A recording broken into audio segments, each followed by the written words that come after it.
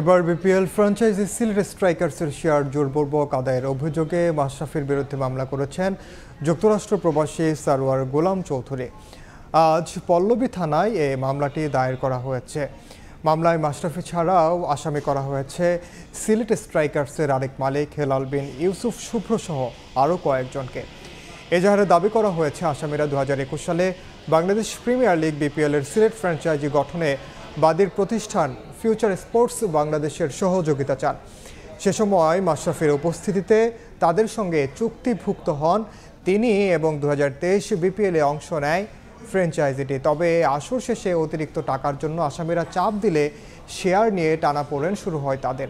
পরে 2023 সালের আগস্টে জোরপূর্বক বাদীর কাছ থেকে 4.5 কোটি টাকার শেয়ার কিনে নেন মাশরাফি গংরা। তবে এর জন্য কোনো অর্থ পরিশোধ করেননি মাশরাফি বিন মুর্তজা। এতদিন তাদের ভয়ে অভিযোগ না করলেও এখন পরিবর্তিত পরিস্থিতিতে ন্যায় বিচারের আশায় মামলা করেছেন সারোয়ার চৌধুরী।